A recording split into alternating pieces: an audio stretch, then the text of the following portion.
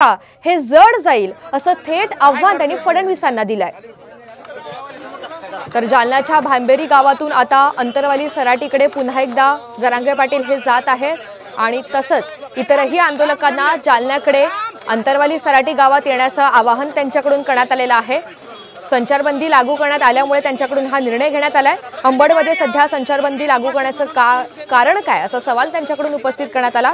जरांगेंच्या 3 सहकाऱ्यांना पोलिसांनी ताब्यात घेतलेलं आहे, त्यांना देखील सोडून द्यावं अशी मागणी त्यांच्याकडून करण्यात आली आहे। सर्व आंदोलकांनी शांत राहावं, पोलिसांना त्रास देऊ नये असं आवाहन त्यांच्याकडून करण्यात आलंय आणि आता अंतरवाली सराटी जाऊन पुढील निर्णय घेऊ चर्चा करू। बघू शकतो की अंबड तालुक्यामध्ये संचारबंदी लागू करण्यात आलेली आहे। मोठ्या प्रमाणात या ठिकाणी पोलीस फौजफाटा तैनात करण्यात आलेला आहे। त्यानंतर मनोज जरांगे पाटील यांनी आता अंतरवालीत पुन्हा जाण्याचा निर्णय घेतलेला आहे। दादा, मला काय सांगाल की मोठा फौजफाटा या ठिकाणी तैनात करण्यात आलेला आहे, त्यानंतर तुम्ही 5-10 हजार पोलीस उभा केले आहेत, एसआरपी उभा केलाय, ते जाऊ देणार नाही आणि मराठ्यांना मराठ्यावर अन्याय नाही होऊ देणार। त्यामुळं पोरांना त्रास होईल असं मी नाही वागणार।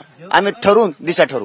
चल, आपण बघू शकतो की मोठा फौजफाटा तैनात करण्यात आलेला आहे आणि त्याचबरोबर संचारबंदी लागू करण्यात आलेली आहे। त्यामुळं पुन्हा अंतरवालीत जाण्याचा निर्णय घेण्यात आल्याचं मनोज जरांगे पाटील यांनी साम टीव्हीशी बोलताना म्हटलं आहे। कॅमेरामॅन रामसह लक्ष्मण सोळुंके, साम टीव्ही, भांबेरी।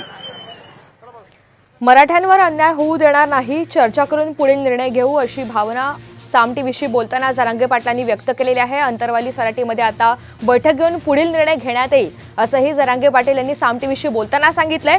चर्चा करून या संदर्भातला निर्णय घेऊ, मराठ्यांवर अन्याय होऊ देणार नाही अशी प्रतिक्रिया त्यांनी व्यक्त केलेली आहे।